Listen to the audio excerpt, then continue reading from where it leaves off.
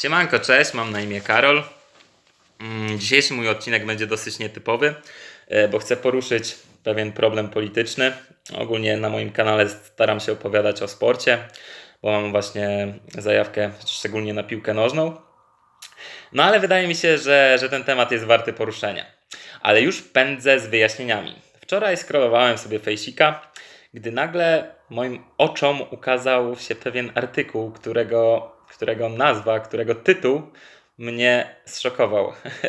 Bo chodziło o moje miejsce urodzenia, o miejsce mojego życia, miejsce mojego pochodzenia. Chodziło o malutkie miasteczko Urzędów, które leży na terenie województwa lubelskiego. A tytuł mniej więcej brzmiał tak. Radni Urzędowa powstrzymali ideologię LGBT. Tak, nie przesłyszeliście się, powstrzymali ideologię. No i może pomożecie mi jakoś zrozumieć, o co tutaj chodzi. Na następnym spotkaniu Rady zdołają powstrzymać ideologię kapitalizmu, by żyło się lepiej, ideologię socjalizmu, ideologię chrześcijaństwa. Jak mam to rozumieć? Proszę napiszcie mi w komentarzach, bo ciężko mi to pojąć. Ale dobra. Mam ze sobą pewne ściągaweczki. No i chciałbym przeczytać wam pewną historię, którą znalazłem w Głosie Ziemi Urzędowskiej. W 1566 roku król Zygmunt II August ustanawia dla miasta przywilej de non tolerando Judais, to jest zakaz osiedlania się Żydów w Urzędowie. Zakaz ten został podtrzymany przez króla Stefana Batorego oraz jego następcę Zygmunta III Wazę w 1616 roku. W 1939 roku na terenie mojego miasta mieszkało 300 Żydów, czyli około 10%. Potem powstało getto. Liczba Żydów wzrosła do około 600 osób. Przeżyło raptem 5 osób, 3 mężczyzn oraz 2 kobiety. Moje pytanie brzmi: czy miasto Urzędów dąży do tego, aby ludzie innej orientacji powtórzyli los Żydów?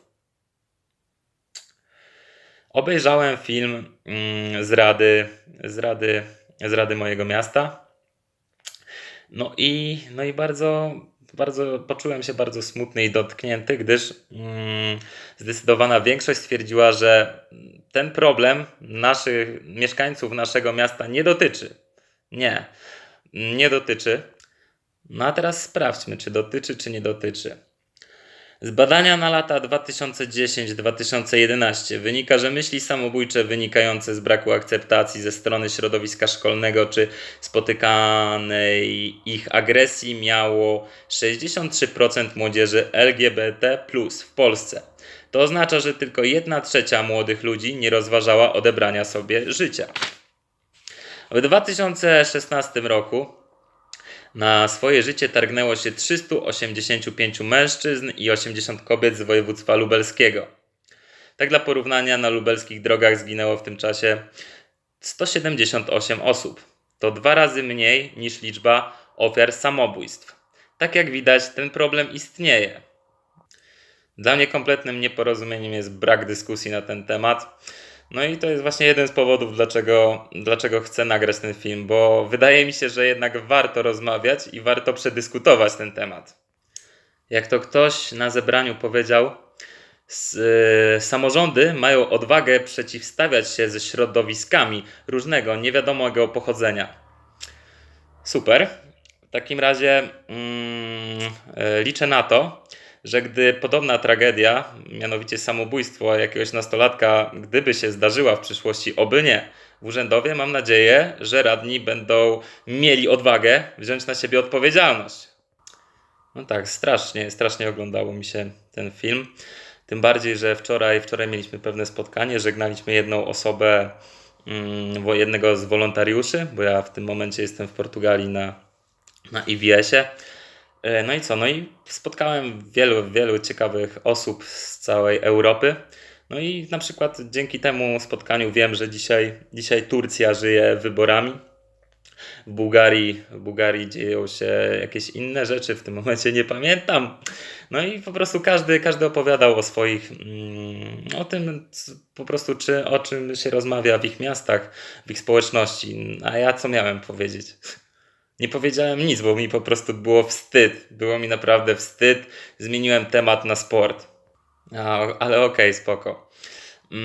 Chciałbym też opowiedzieć Wam o pewnym pomniku, który znajduje się na miejscu spotkań, na miejscu schadzek, na jednym z najlepszych miejsc w Urzędowie, mianowicie na rynku jest, jest postawiony pomnik, który upamiętnia według narracji historycznej trzech najwybitniejszych urzędowian.